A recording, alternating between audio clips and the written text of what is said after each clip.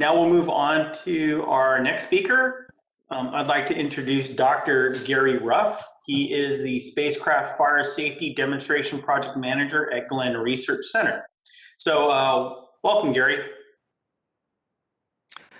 Thank you. You can go on to the next slide. What I'm going to be talking about in this presentation is really just some of the things that we know about, flame spread, material flammability in lunar gravity. And one of the things is that for partial gravity, not meaning microgravity there, but for partial gravity levels other than Earth, we've received a limited amount of study, and it's primarily because of what we have available for us to to conduct these experiments. So I want to discuss a little bit what we've learned so far and how we're planning to explore or prepare for exploration missions to the Moon and Mars. So the objectives are really to describe what we expect, how do we expect flames and flame spread to be different in lunar gravity than in normal gravity, and what methods can we use to investigate lunar G flammability. If you can go on to the next slide. Obviously, the first thing, as others have said, is that we've got 1/6 gravity, and so you're going to be affecting buoyancy driving force that comes from the temperature gradients at a flame, and so that buoyant flow velocity will affect other flame parameters. And so what I wanted to do here with just some equations, I want to make some statements about how we would expect flames to be different. And so I wanted to put down the equations and references so you can at least find it if you're interested. So if you're looking at the buoyant velocity and apply some approximations, and assuming for right now that the flame temperature is not affected by gravity changes, you can use conservation equations and get this expression for the buoyant velocity. And when you put in just that gravity difference of 0.16 g, you get that the lunar velocity, lunar buoyant velocity, would be on the order of 0.4 velocity on buoyant velocity on the Earth. Now that contributes to other differences in the flame. If you go on to the next slide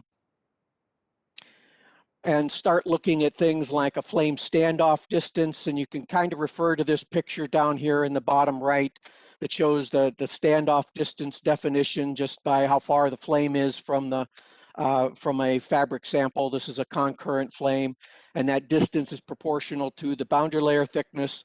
And if you continue to work all that through, you find that it depends upon the buoyancy and pressure. And you can do the same thing with heat flux from the solid flame to a solid, and work that through. And here, then that temperature difference comes into play. The concurrent flame spread rate, kind of the same way, and the convective heat transfer coefficient. I have references for all of this in the backup so that you can refer to it. But since I was going to talk about some effects, I wanted to show you where I was getting them. So if you go to the next slide, this then shows kind of the summary of all of those equations, and this is going to be assuming that the percent oxygen is constant, and we'll talk more about that in some later slides. But this just shows that the flame standoff distance is that orange line, starting if we're going from 14.7 all the way down, past 8.2 psia, and that flame standoff distance will increase with in lunar gravity with decreasing pressure, and then therefore the other parameters such as the heat flux and convective heat transfer coefficient and concurrent flame spread rate, flame speed would decrease with decreasing pressure. And of course, normoxic conditions requiring higher oxygen with lower, along with those lower pressures, are going to complicate this behavior. So if you go on to the next slide, this really shows that in the, on in a lunar lander or habitat, you're going to be having or wanting to use a normoxic atmosphere. And this is one where the partial pressure is constant, and will provide a unique operating environment. The reason of going to the moon is to conduct frequent extravehicular activities, to explore and conduct experiments and everything. And so it's undesirable to require long pre-breathe times, prior to every EVA. And you kind of see a comparison table here of, if you're at 10.2 psia and 28% oxygen, pre-breathe time is over 3 hours. But if you go to 34%, it's on the order of half an hour. So this plot here shows the cabin total pressure versus the volume, cabin volume percent oxygen. The green line is a normoxic environment, and the blue line is a hypoxic boundary.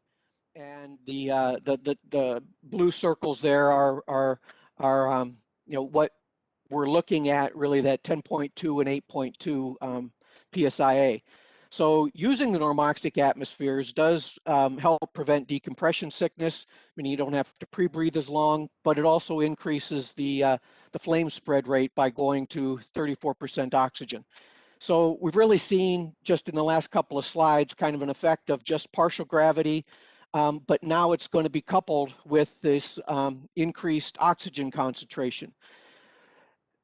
What we're going to talk about next, though, is the flammability limits.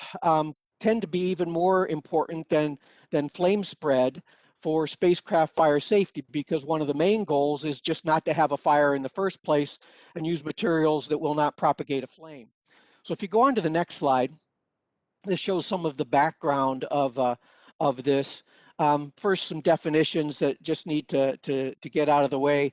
An upward limiting oxygen index is the oxygen concentration where half of the samples will pass NASA standard 6001 test 1. And that's kind of shown here in the left-hand plot, where the vertical axis is the probability of flame spread on a material, and it's versus the oxygen concentration. So that ULOI is right there at 50% of passing and not passing. The MOC is the oxygen concentration where at least 5 samples will pass test 1, meaning they don't burn, and where at least 1 sample failed in the environment that contained 1% more. So that's down there where you aren't going to have a flame spread. So you need to couple that with then this other plot here of a flammability boundary. It depends upon the material properties, of course, but you can kind of see by airflow speed, if you're in 1G, you have a buoyant velocity that we talked about before, and if you're looking at then where that flammability boundary, where it's flammable or not flammable, you generally have some oxygen concentration that will propagate the flame. But now in lunar gravity, you'd have a buoyant velocity that's 0.4 that of Earth buoyant velocity, and so you're lower, and that you're at another point on that curve. That difference is something that's just referred to in some of these this literature as a delta percent O2 that you get if you ran that test 1 or had this MOC on Earth, and then you ran it in lunar gravity, you'd find that it was actually lower, that it would burn at lower oxygen concentrations. So the reduced buoyant velocity, compared to 1G, impacts the flammability limits by reducing the oxygen flux to the flame, yes, but it also strengthens the flame by reducing the heat loss by convection. And again, this is just at the at a oxygen concentration where it can burn. If you go on to the next slide, I want to dive a little bit deeper into some of these flammability limits and show some results. This plot here is very similar to the last one, where you've got the normoxic boundary and then the hypoxic boundary. And the data that's shown on here, tests that were run in 1G at NASA White Sands, shows how that MOC, or that flammability limit, varied as you were changing the pressure. And you can kind of see over here on the left that these lines are practically vertical, which means changing the pressure does not change that flammability limit all that much. Of course, you get much bigger changes as you would change the in flammability and effect as you change the oxygen mole fraction. One of the other interesting things that is also discussed in this paper by Sandy Olson is when you look at correlations of the flame spread rate based on oxygen and pressure. You can see for a concurrent flame and an opposed flame spread rate. And then you put those lines of constant concurrent and opposed flame spread on this plot. You see that many of the MOC of many of the materials follow the trend of microgravity opposed flow flame spread. But then there's other ones out here that kind of look more like a constant, a concurrent flame spread. So there's a lot of complicating features and material dependence when you start getting into these flammability limits, when you're coupling all of the compounding impacts of gravity level and normoxic atmospheres. So if you go to the next slide. We've looked at some of this, and just one of the examples of these flammability limits on changing in lunar gravity. At NASA Glenn, there's a drop tower, a 5.2 second drop tower, and the investigators just in this paper shown at the bottom made a centrifuge in one of the drop rigs. And so you have this chamber dome that comes down over this experiment platform, which is a turntable. And by dropping it, you go into 0G, but by spinning that at the proper RPM, you can simulate normal gravity or partial gravity. And tests were conducted for a couple of materials. And I will say it's a drop tower, so only 5 seconds. So these are thin materials. And then modify the test technique to determine that extinguishment limit or the maximum oxygen concentration. So if you go to the next slide, this then shows the data resulting from those tests. The tests were conducted at White Sands test facility in normal gravity, and then at NASA Glenn in partial gravity to quantify those changes. And if you come over here to the plot, this just uses a terminology that's described in the paper of an oxygen margin of safety, which is essentially just the difference, if you will, between the flammability, the MOC that you get at normal gravity, and then what you would get, the data that we got when ran those conditions in Martian gravity, lunar gravity, and zero gravity. And you can see it is material dependent. Zero gravity had some where this is with a constant concurrent flow, where it didn't change much from 1G, but then here was a case that was lower, by 4% oxygen by volume. Kind of more interesting for this group is what you start to see when you look at Martian gravity and then lunar gravity. Lunar gravity is the blue triangles, where you could get up to if this up to a 6% oxygen by volume lower, that the material would still burn in. And you saw that pretty consistently. Ultem had about a 3% and then about a 2.5% for Nomex. So those lunar conditions and those plots that I showed on the previous slide about the MOC, those conditions, you could expect them to be even lower just because we're going to a lunar gravity or a partial gravity condition.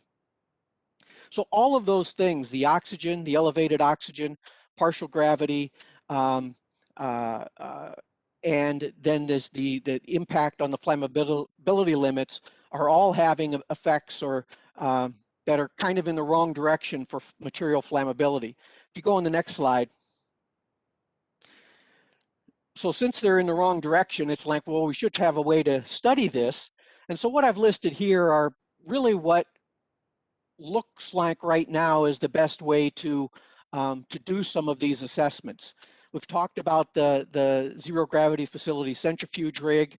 I'm not going to go into modeling here because that you could understand how to use that, and of course some of the data that backs up those flammability limits have been conducted in parabolic aircraft experiments. So, but really, it's probably a combination of all of these that are most likely to contain or provide some of that lunar gravity flammability assessment. So I wanted to go over these just really briefly. If you go to the next slide. This just shows some of the p²g scaling. This uses a Grashof number scaling to conduct or to investigate then how can you change pressure, reduce pressure to simulate a reduced gravity environment. Essentially, you're trying to reduce the buoyancy effect. And these authors down here had, in this paper, had investigated this. They ran some tests in 1G, but then also on a parabolic aircraft. On the left just shows a constant pressure, and then on the right shows what they had when they were scaling by pressure at lunar and Martian gravity. You can see the flame spread rates up here in the top plot, but when they used this scaling and found that p to the 1.8 actually worked a little bit better, that the data collapsed. And so this is possibly one way that you could study lunar G flame spread. It gets, one of the issues with this is that, you know, the pressure does impact the flammability limit, and so you can't really use this all the way to the flammability limit, but you can learn some things about flame spread. If you go to the next slide. There's also in works an electromotive drop tower. This motivation is to provide an inexpensive, reliable, and flexible access to 10 seconds of zero or partial G to facilitate fundamental research and technology development. And so the goal here is to convert existing 5.2 second zero gravity research facility at NASA Glenn to a 10-second facility that uses this linear synchronous motor system to provide low and partial gravity. You can see the targets down here for performance and applications that it's used. And just to show kind of the status, there has been some preliminary design of this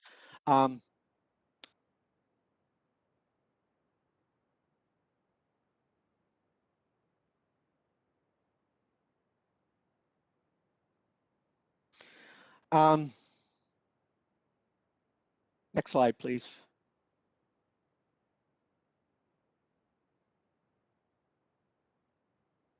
Okay, this one, we'll hear more about this later. This is a fairly, or a concept that of using the Blue Origin has proposed using a new Shepard vehicle to enable rotation during the low gravity portion of the flight. And then the NASA's Flight Opportunities Program purchased a payload space for this initial flight for the main reason of understanding, of having another platform to understand partial gravity. The concept is to spin it at around 11 RPM, and then you've got these payload bays where you could conduct your experiments. There is a proof of concept partial G flight plan for early 2023, and I know us at NASA Glenn, we're planning on conducting an initial flammability, material flammability experiment on that flight. 2 minutes. The next slide. 2 minutes, Gary. Great, thank you. Next slide. And this one is the last platform or method for assessment, and that would be on a commercial lunar lander payload or Eclipse mission. These are ones that are, you know, some task orders are already in place, and you can kind of see the proposed or the planned dates for those. We're looking at conducting a flammability experiment on a future Eclipse mission, but really ones that are out further than this, you know, late 2024 or early 2025. But conducting this would really be a way to anchor some of our of the data from some of our other missions or other platforms. If you go to the next slide, this is the last one. Oh, no, there is one more. This just shows fire detection in zero gravity. You know, modeling has shown that these pictures, that rather than collecting on the ceiling, you really have to raise the entire cabin up to the alarm level. But then when you've got partial gravity, yeah, now you've got buoyancy, so the smoke would want to go towards the surface, but there's also, where do you put the air intake so that maybe you can remove dust particles. So depending upon the rate of smoke generation and the competition between buoyancy and eclipse rate, you could be defeating your fire detection purpose. So now the last slide. This is just in showing some conclusions.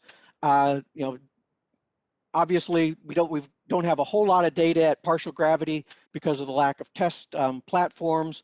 It indicates that theory and experimental results, oxygen flammability limits in Lunar G are lower than those in 1G, and the configurations that will not support a flame in low gravity could support a flame in lunar gravity. The percent oxygens for planned atmospheres exacerbates all of these issues by enhancing flammability, and additional work is needed. Lunar gravity can change the fire detection strategy. And of course, one thing I didn't really touch on much, but obviously if you turning off the eclipse flow to extinguish a fire in Lunar G isn't effective because you still have buoyancy. So you're still going to have some effect of drawing oxygen into the flame. And so that's going to be you're going to have to look at that in fire suppression. And we are working now to quantify the magnitude of the delta percent oxygen and using a combination of modeling, low gravity aircraft, drop tower centrifuge, and rotating capsule to start to answer some of these questions.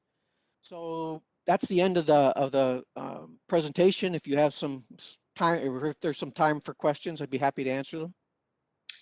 Great. Thank you, Gary, for that really informative talk.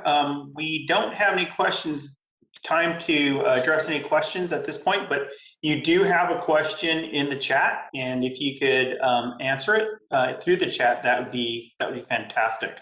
Thank you. Okay, great. Thank you.